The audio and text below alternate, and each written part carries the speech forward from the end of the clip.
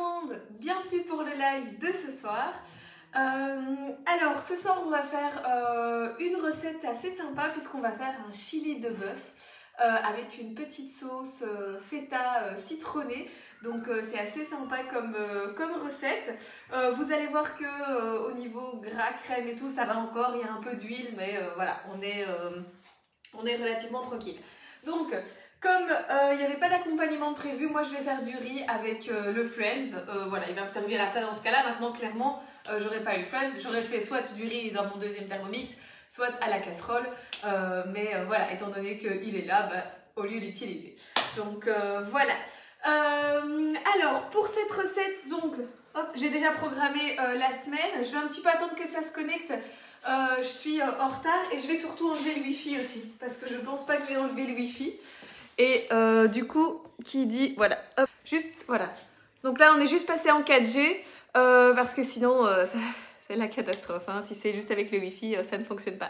Coucou Laetitia, coucou Marjorie, coucou Sylvie, je vois que ça arrive. Top, bonjour à tous. Qui fait le live avec moi ce soir? Qui va cuisiner le chili de bœuf avec la sauce feta citronnée ce soir ou dans les jours à venir ou quoi? Dites-moi un petit peu s'il y en a qui vont le faire avec moi. Alors, hop, donc j'ai préparé tous les ingrédients. Clairement, la loyau de bœuf, ça coûte cher. J'ai été chez le boucher parce qu'ils n'avaient pas chez Deleuze. Et donc voilà, mais du coup, mon boucher l'a gentiment coupé en morceaux, donc ça, c'est top. Allez, on commence tout de suite. Youps, donc, je vais lancer la recette. Comme à chaque fois, vous le savez, j'ai plus ou moins tout préparé à l'avance, en tout cas au niveau des ingrédients. Comme ça, c'est plus facile, on sait avancer un petit peu plus rapidement. Donc, un citron, ça va plus, un citron environ 140 grammes. Alors, j'ai relu la phrase 10 fois, hein, parce que je vous avoue que j'ai vraiment eu du mal. Un citron approximativement 140 grammes épluché en zeste fin. Je me suis dit, épluché en zeste fin, je ne sais pas ce que ça veut dire. Donc, je me suis dit que c'était un citron épluché. Et donc, ben voilà, moi, 140 grammes, ça faisait 2 citrons. J'espère que c'est bien ça parce que ça va être franchement super méga citronné. Mais voilà. Après, je me suis aussi posé la question, je me suis dit, est-ce que c'est pas un citron confit? Mais je pense pas. Donc, du coup, voilà, on va voir. Alors, donc, une cuillère à café de poivre noir fraîchement moulu. Voilà. Donc là, bon, c'est du... Ouh là là, il y a mon gros chat qui a fait bouger le pied du live. Voilà, je vais le remettre correctement. Youps. Et voilà, vous êtes de nouveau dans l'axe. Alors, donc, une cuillère à café de poivre noir fraîchement moulu. Attention, mon chat repasse. C'est pas grave. Donc j'ai déjà mis poivre. Ça va être bien poivré et bien citronné. Allez, je viens fermer avec le couvercle et le gobelet doseur. Et je viens mixer 10 secondes à la vitesse 9. Ça va être bien citronné.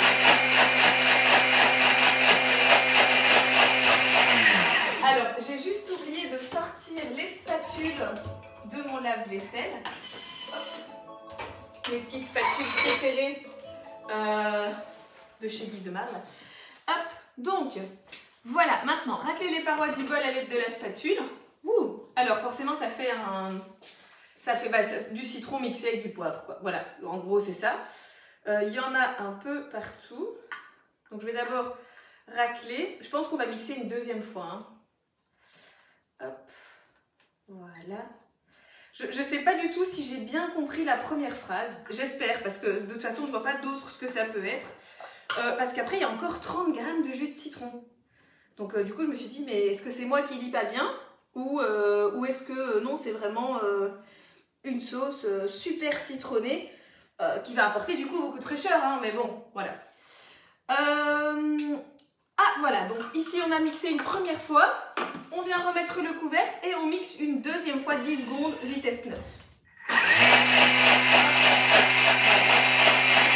Alors, voilà. Alors, soit vous êtes partis, et il n'y a plus personne, soit je vois pas les commentaires et je vois personne, je ne sais pas trop. Mais en tout cas, pour moi, il n'y a plus personne. Mais je suppose que vous êtes là, donc je vais continuer. Alors, hop, ici, on va de nouveau racler les parois du bol à l'aide de la spatule. Donc, on a remixé le citron. Je vais venir vous montrer ce que ça donne, hein, mais là, il faut d'abord que je racle parce qu'il y en a vraiment partout. Hop, voilà. Ok. Je vais descendre les parois. Bon, en gros, c'est du citron bien mixé. Voilà. Mais je pense franchement que ça va être fort citronné. Je ne sais pas. J'ai un doute par rapport à cette sauce au citron. Et voilà. Regardez un petit peu. Donc voilà, c'est les deux citrons mixés. Ça donne une espèce de marmelade de citron au poivre. À ça, on va venir rajouter la feta. Alors, il fallait de la feta danoise. Moi déjà, j'avais jamais entendu parler de la feta danoise. Et puis en plus de ça, bon, qu'est-ce que c'est la différence avec la feta grecque? La différence, c'est que la feta grecque, elle est beaucoup plus dure et la feta danoise, elle est beaucoup plus crémeuse. Donc du coup, si on le fait avec de la feta grecque, comme c'est mon cas, parce que je n'ai pas trouvé de feta danoise, eh bien, soit on rajoute un petit peu de liquide, soit on aura une sauce plus style un peu crumble, texture crumble. Donc, du coup, moi en fait, je vais d'abord voir ce que ça va donner comme ceci, avec les 30 grammes. Avec les 200 grammes de feta classique, et on va voir si je rajoute un tout petit peu de crème pour avoir plus cette texture crémeuse ou pas. On rajoute encore le jus d'un citron, donc voilà, ça va être vraiment bien citronné, hein. Je vous dis, j'ai un doute par rapport à cette quantité de citron, mais voilà, peut-être que ce sera très bien, hein, mais on va voir. Donc alors, il dit 30 g de jus de citron, soit le jus d'un demi-citron. Chez moi, ça fait un citron complet. Parce que, voilà, 30 g. Là, j'y suis. Je ne vais pas mettre le reste, hein, parce que j'ai un peu peur de la suite. Je l'utiliserai pour faire une eau pétillante avec du sucre et ce sera très bien. Ensuite, 60 g d'huile d'olive. Youps. Donc là, on rajoute l'huile d'olive. Donc ça, c'est la dose de gras de la recette. Parce qu'après, il n'y a quasi rien d'autre, hein. Hop. 54, 60, tout pile. Je suis dans un bon jour. Bon, il n'y a plus du tout un seul commentaire et c'est comme si vous étiez plus là. Donc, je ne sais pas si c'est mon téléphone qui a bugué ou si c'est Facebook ou quoi. Mais en tout cas, je suppose que vous êtes toujours là et que vous êtes toujours avec moi. Donc, on va mixer ça 30 secondes, vitesse 4. Alors, un petit peu voir, mais il n'y a vraiment rien du tout. Alors, maintenant, je vois que vous êtes presque 30, mais il y a 0 commentaire. Donc, je suppose que c'est un bug, ou alors vous ne voulez pas me parler ce soir peut-être, je ne sais pas. Mais en général, vous êtes quand même assez bavard, donc je pense que c'est plutôt un bug sur Facebook, enfin Facebook Live, donc voilà. Oui, ben voilà, je me vois en live sur un autre téléphone et je vois qu'il y a plein de commentaires, mais c'est pas très grave, je les verrai plus tard. Donc je vous répondrai du coup à vos commentaires une fois que le live sera fini, parce que moi je suis restée sur mes 3 premiers coucous de Marjorie, Sylvie et je ne sais déjà plus la toute première, et c'est tout, je n'ai rien d'autre. Hop, alors de nouveau donc on redescend les parois du bol à l'aide de la spatule. Oh, ça fait oh là là, je m'attendais pas à cette texture là. Je suis étonnée de la texture parce que je m'attendais du coup à un truc comme ils ont dit tout sec. Et en fait, non, ça fait la texture d'une sauce. Donc, même avec de la feta qui n'est pas danoise, eh bien, ça fonctionne quand même. Je viens vous montrer la texture que ça a. C'est assez sympa. On voit qu'il faut encore mélanger, hein, parce que c'est un petit peu encore en deux textures, vous voyez, avec l'huile d'olive. Mais en tout cas, ça donne déjà un aspect assez sympa. On va continuer la recette. Donc ça, c'est une petite sauce qui est à mettre au-dessus de la préparation de bœuf chili. Donc ça, c'est un petit peu au choix. Je veux dire, c'est pour apporter de la fraîcheur en fait, hein. Clairement, voilà, ceux qui veulent la mettre, ceux qui veulent pas la mettre pas. Maintenant, si vous en voulez pas, ne la faites pas, hein. Clairement, ne faites pas toute la préparation pour ne pas en mettre, quoi. Donc voilà. Mais en tout cas, je pense que ce sera très frais au-dessus de la préparation du bœuf avec la tomate, etc. Ça va apporter un petit coup de peps. Alors, ça, je vais venir... J'avais prévu un plat, mais je pense que Voilà, il est ici. Hop. Youps. Et voilà. Donc maintenant, on va transférer cette sauce dans un autre récipient. Voilà. Hop. Donc, je vais en attendant rincer le bol. Enfin, en attendant. Donc ici, voilà, la texture, elle est sympa. Elle est sympa, elle est juste comme avant. Hein. Il n'y a aucun changement, enfin, sauf que l'huile est mélangée. Je vais venir vous montrer ce que ça donne. Voilà, regardez, donc cette petite sauce un peu, voilà, avec des petits morceaux, etc. Donc, ça sent très bon, c'est très frais. On verra. Je vais la mettre dedans. Hop. Et ce sera donc pour mettre au-dessus. Un petit peu comme un topping sur des cupcakes, vous voyez? C'est un petit peu ce style-là. Hop. Et voilà, donc ça c'est une recette pour 6 personnes, hein, ici. Donc en même temps, quand on voit la quantité de viande, je veux bien croire. J'ai halluciné quand j'ai vu le morceau de bœuf chez le boucher, parce que donc, je l'ai commandé. Et franchement, quand j'ai vu la pièce, je me dis, là, il y a 1,2 kg. Il me dit, oui, il y a 1,3 kg exactement, mais il me dit, oui, voilà, ça fait une pièce comme ça. Je dis, waouh, purée, c'est costaud, quoi. Donc voilà, mais je vous rassure, du coup, j'ai invité des gens à venir manger ce soir. Comme ça, ils viennent nous aider à manger tout ça, parce que sinon, nous, on en a pour 8 jours après. Hein, donc, on n'est que 2. Hein, c'est le chat. C'est le, voilà, vous vous souvenez du gros chat qui est passé tout à l'heure? Bah, c'est un de mes invités, en fait. Voilà. Alors, je rince vite mon bol. Hop. Voilà. Donc là, il faut le rincer, mais bon, après, il ne faut pas que ce soit non plus nickel, hein, mais quand même rincer la feta et l'huile pour pas que ça donne trop de goût, on va dire, au plat. Hop, voilà. Youps. Donc là, c'est juste rincer, ça suffit. Et on peut continuer la recette. Alors, maintenant, on ajoute 5 gousses d'ail. Donc, j'aime bien l'ail, du coup, j'étais contente.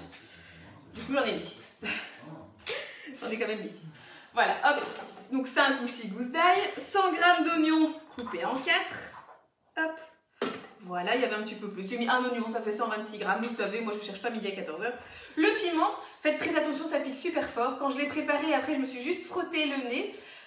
Et ça m'a piqué pendant franchement 25 minutes. Hein, donc, je ne le touche plus. Je le verse comme ça, donc faites bien attention, touchez pas rien du tout, ni vos yeux, ni votre nez, ni votre bouche, rien. Une fois que vous avez touché le piment, franchement ça dégage pas mal. Ça pique très fort et juste frotter, hein, donc voilà.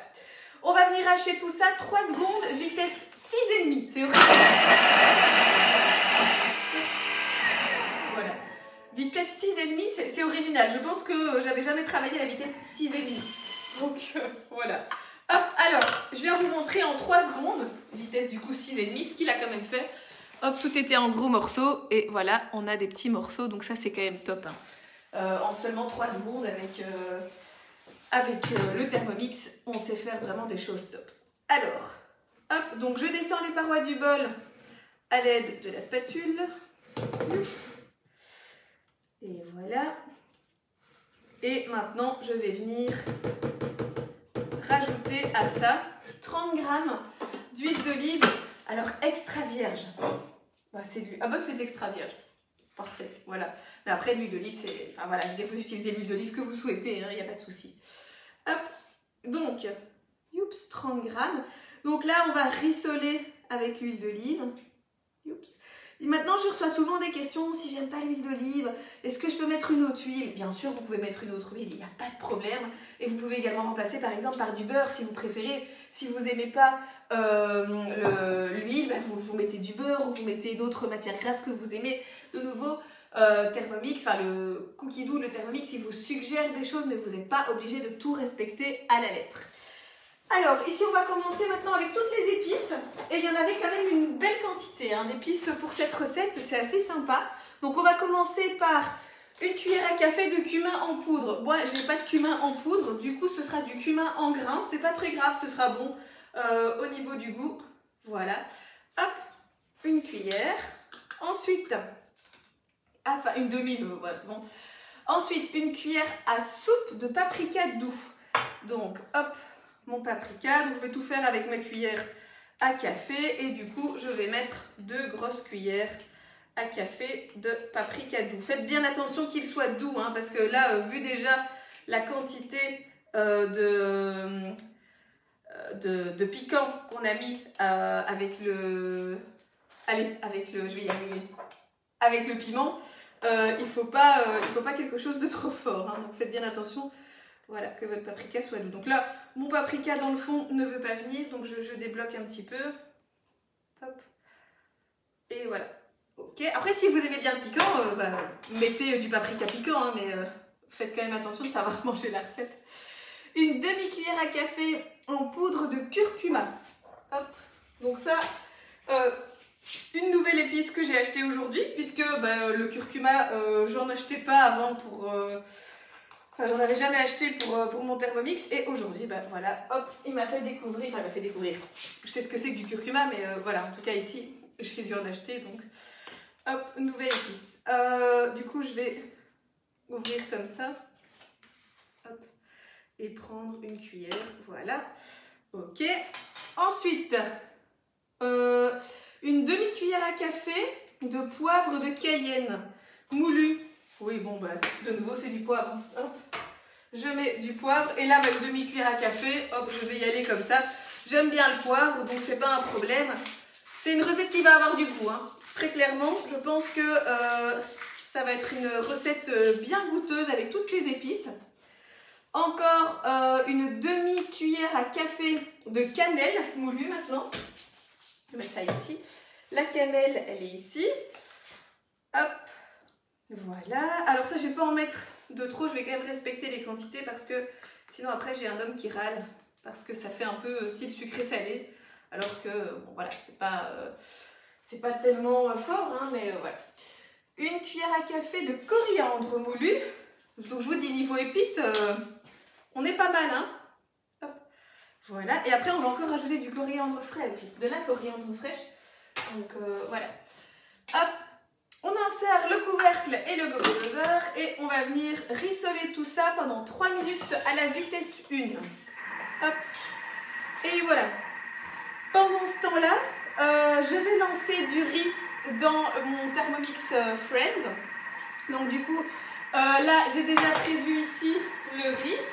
Je vais allumer mon Friends et je vais venir mettre 1 litre d'eau. Donc là, moi je prends la petite, le petit 1 du bol. Hein. Oui, je sais pas si vous allez vraiment pas le voir, mais il y a une petite graduation 1 dans le bol. Je vais mettre jusque 1 litre. Et ça suffit, pas besoin d'être plus précis que ça, il n'y a pas de problème. Hop. Donc, je remplis mon bol, voilà. Ensuite, à ça, il faut ajouter un petit peu d'huile d'olive. Donc ça, je le sais parce que à force de faire du riz au Thermomix, je commence à connaître son mode de fonctionnement. Donc, je crois que normalement c'est 30 grammes, donc ici je vais faire un petit plouche, hop, voilà, d'huile dans mon bol. Mon poivre est tombé, c'est pas très grave. Je viens mettre un petit peu de sel, voilà, hop. Et puis maintenant, je vais venir mettre mon riz dans mon panier de cuisson. Donc, je mets simplement dedans et je viens mettre ici le riz. Il y a 250 grammes de riz complet, comme ça vous savez.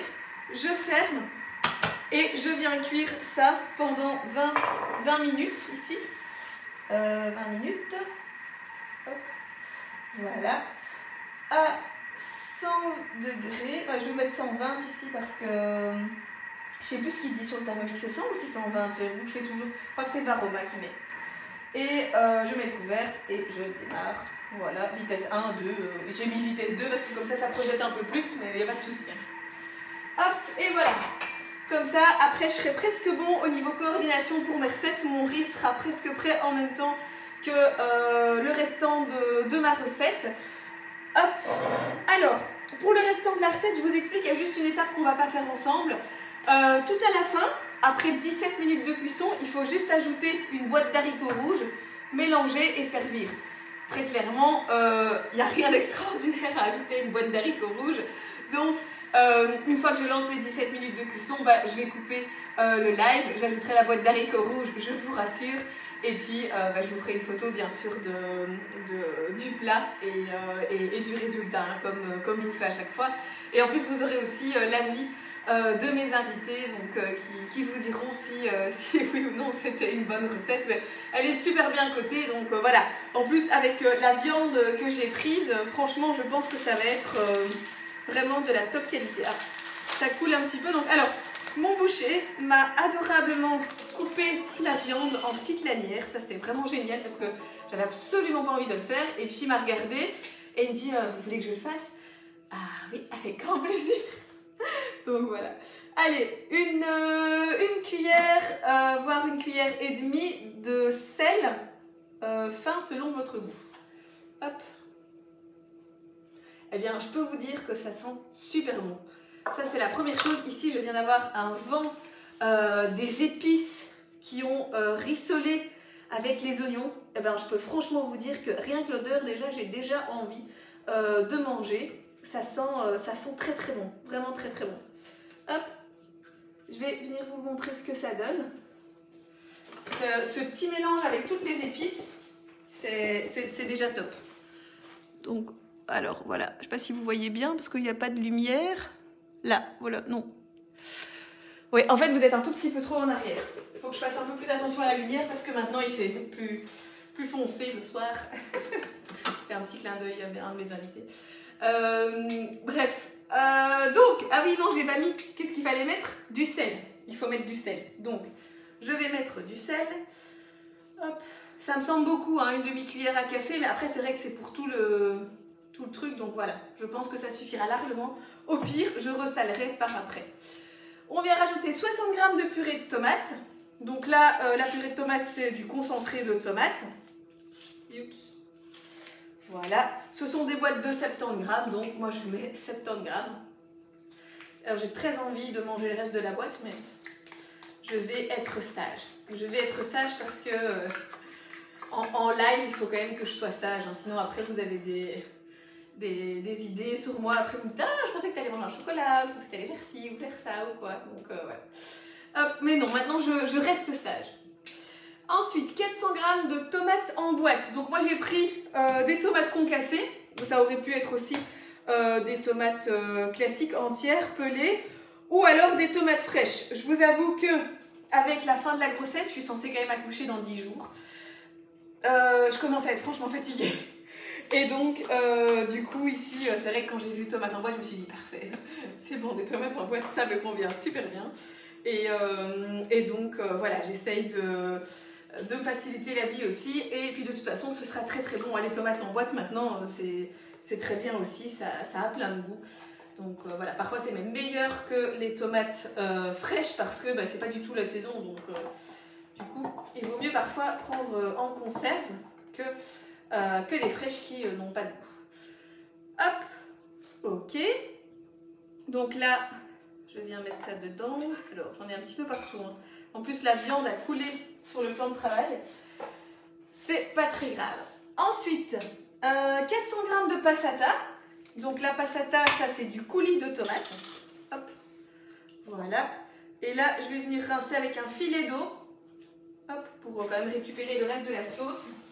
Hop, je pense que vous devez faire ça aussi chez vous. Hein. Quand on a une boîte comme ça, on laisse pas tout le jus dedans. Hop, et on rajoute un petit peu.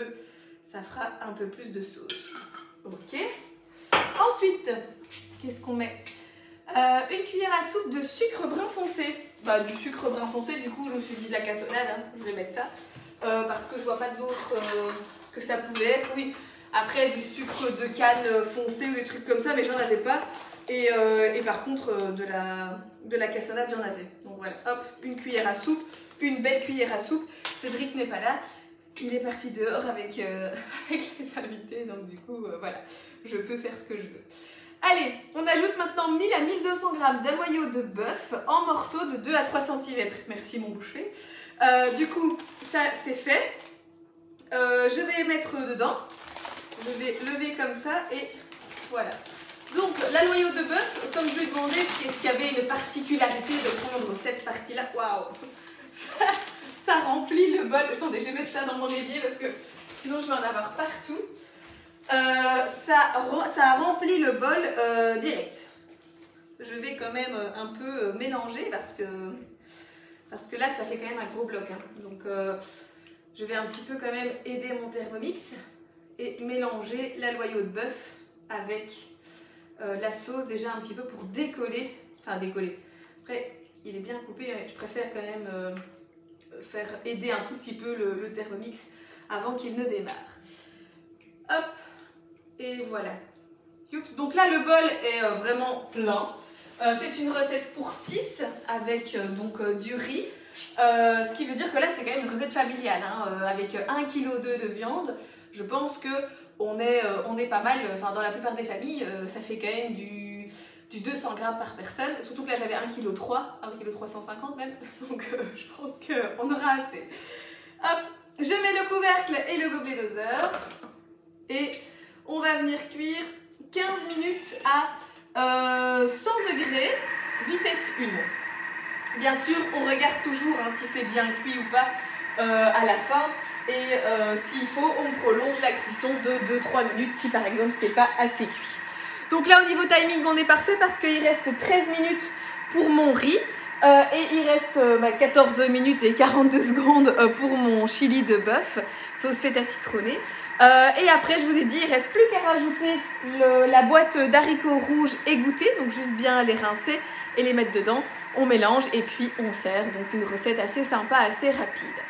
Voilà, c'est ici qu'on va se laisser ce soir, donc c'est occupé de cuire. Je vous mettrai la photo bien sûr comme d'habitude, mais vous voyez que c'est une recette super facile et super rapide, donc idéal aussi à faire quand on rentre le soir, mais hyper original. Voilà, dire ce soir j'ai fait un chili de bœuf avec une petite sauce feta citronnée et du riz. Waouh, ça a dû te prendre blindé de temps. Bah non, avec mon Thermomix, j'ai mis une demi-heure. Voilà, il est 19h30, le live est fini.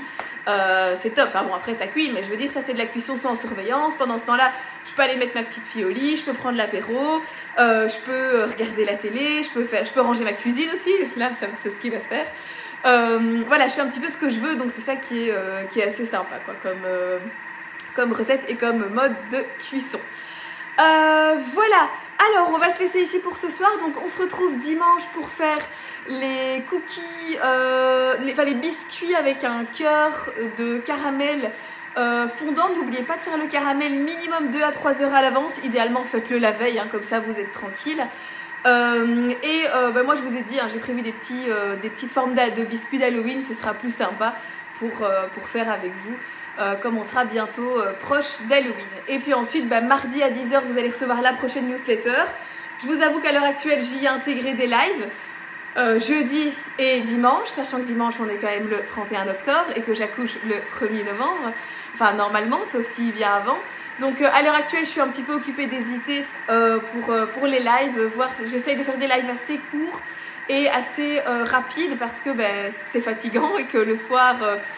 quand j'ai fait des ateliers ou quoi la journée, c'est vrai que je suis quand même encore assez... Enfin voilà, c'est la fin. Hein, donc je sens là tout doucement que le soir j'atteins mes limites. Du coup, je ne sais pas encore s'il y aura un live la semaine prochaine. À l'heure actuelle, j'en ai programmé 2. Les recettes, etc., tout est prêt.